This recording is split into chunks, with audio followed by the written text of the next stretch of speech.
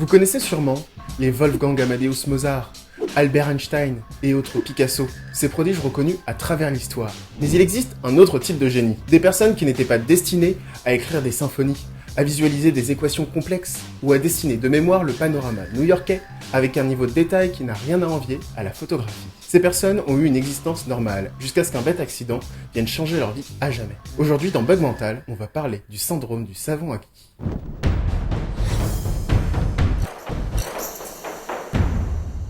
Le syndrome du savant est un syndrome encore très flou aujourd'hui. Pour Darrell Treffer, l'un des spécialistes américains de la question, il s'agit d'un syndrome très rare, dont la caractéristique est une habilité supérieure à la normale dans un domaine très précis. C'est ce qu'on appelle le savant exceptionnel. La plupart du temps, ces savants le sont de naissance, et dans la moitié des cas, ils sont également atteints d'autisme. Pour le reste des cas, c'est souvent accompagné d'un retard mental ou de lésions cérébrales.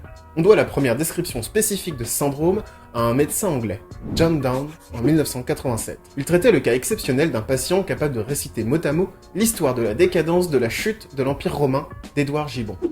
Ouais, c'est tout ça. Là où je ne retiens pas une liste de courses, plus de 30 secondes, il était capable de réciter tout du premier au dernier mot. Mais encore plus dingue, il pouvait les citer du dernier au premier mot. Essayez déjà de réciter fluidement l'alphabet à l'envers. C-Y-X-W-V. Plus récemment, certains cas sont devenus célèbres, notamment grâce au film de Barry Levinson, Rain Man, dont le personnage principal s'inspire de Kim Peek, un Américain né avec le syndrome du savant et capable, par exemple, de retenir mot pour mot jusqu'à 12 000 livres. You memorize the whole book? No. You start from the beginning? Yeah. How far did you get? G. Mais il existe de très rares cas, où ce syndrome peut intervenir après des années de vie sans aucun symptôme. C'est si rare qu'il y aurait moins de 30 cas répertoriés dans les annales médicales. On est loin de la grippe quand même. Ces rares cas ont été frappés par la foudre. Littéralement. Ont eu un accident de voiture ou se sont fait agresser. Et ils en sont ressortis différents, avec le syndrome du savant acquis. En 2002, Jason Padgett est manager dans un magasin de matelas à Tacoma, au sud de Seattle. Bon d'accord, sur ces photos d'avant 2002, on ne se dit pas forcément que cet homme cache un prodige en lui, encore que l'habit ne fait pas le moine. La nuit du 13 septembre 2002, Jason sort d'un karaoké, mais il est suivi par deux hommes qui vont l'agresser, le frapper, encore et encore. Le résultat, une sévère commotion cérébrale et un syndrome de stress post-traumatique. De retour chez lui, il se rend compte que tout est différent. Il ne visualise plus les choses fluidement, comme on a l'habitude de les voir. Tout lui semble plus pixelisé en quelque sorte. En fait, il se met à voir les formes qui composent les choses. Les ondes d'une goutte tombant dans l'eau, la composition géométrique d'une pâquerette, les lignes droites et les triangles qui ensemble forment un cercle. En fait, Jason est capable de visualiser les objets mathématiques. Imaginez un peu, c'est comme si nous regardions un film animé sans les textures, avec moins de détails. Alors nous verrions les formes, les centaines de polygones, de lignes droites qui composent chaque objet. Alors Jason ressent le besoin compulsif de les coucher sur le papier, de dessiner la composition des formes qu'il voit. It's like all the stuff that is going on in my head kind of goes away. Et à vrai dire, c'est plutôt stylé. Il lui faudra un peu de temps pour comprendre que ce qu'il voit, c'est la représentation géographique de vraies équations mathématiques. Bien sûr, Jason n'a jamais suivi de cours lui permettant de comprendre ces équations brutes, mais son nouveau don lui ouvre une voie, et il décide de reprendre des études de mathématiques dans la théorie des nombres. Et en parallèle, il continue à dessiner et à vendre ce qu'il voit. Bon, et il a changé de coupe aussi. Lorsqu'il était enfant, Alonzo Clemens subit un accident qui lui provoque des lésions cérébrales. Il survit à ses blessures, mais malheureusement, le jeune garçon garde une sévère déficience intellectuelle. Il a beaucoup de mal à apprendre et à communiquer, mais très vite, son entourage se rend compte d'une capacité impressionnante qu'il est en train de développer. Il ne sait pas se nourrir seul, ni faire ses lacets, mais lorsqu'il a de la pâte à modeler entre les mains, il est capable de sculpter avec une précision incroyable n'importe quel animal, même s'il n'a vu qu'une photo de cet animal pendant quelques minutes. Il peut le reproduire, le sculpter en 3 dimensions avec un niveau de détail de dingue. En 1986, Alonzo Clemens expose pour la première fois ses œuvres. Et c'est un succès. Certaines se vendent pour 45 000 $, même si pour lui, cet argent ne veut pas dire grand-chose.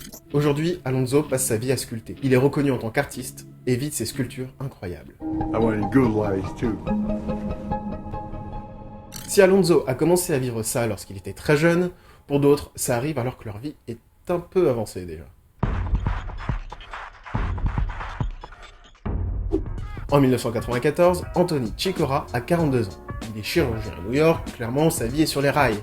Et un soir, il doit passer un coup de fil. Je leur dis, on est en 94, donc pas question de sortir son téléphone de sa poche. Sauf si on a 30 poches. Il trouve donc une cabine téléphonique, mais ce soir-là, le ciel gronde.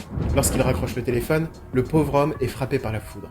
Alors son cœur s'arrête de battre. Mais dans son malheur, une jeune infirmière attendait de pouvoir utiliser le téléphone et assiste donc à la scène. Elle arrive à le réanimer. Les sauts de brûlure au visage et au pied gauche, les points d'entrée et sortie de l'éclair. Il a également des difficultés avec sa mémoire. Anthony va donc voir un neurologue, mais après une série d'examens, tout semble normal. Tout est normal. Après plusieurs semaines, il va mieux. Plus aucun problème de mémoire, il retourne au travail. Il retrouve sa vie d'avant. Quelques jours après, Anthony ressent un besoin viscéral. Une envie compulsive d'écouter et de faire du piano. Chose qu'il n'avait encore jamais fait. Mais sa tête est saturée de mélodies. Il a besoin de sortir ça. Alors il achète un piano. Et apprend tout seul. Aujourd'hui, Anthony est musicien. Il donne des récitals de Chopin, de Brahms, et il écrit lui-même, notamment une composition qu'il nomme Lightning Sonate, autrement dit, la sonate de l'éclair.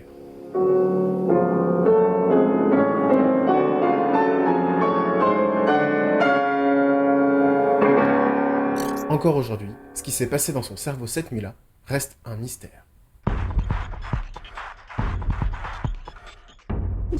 Bon, le dernier est un bonus rapide. Je triche un peu parce qu'à la différence des prodiges dont je vous parlais jusque-là, Stephen Wiltshire est né avec sa condition. Il ne l'a pas acquise suite à un accident.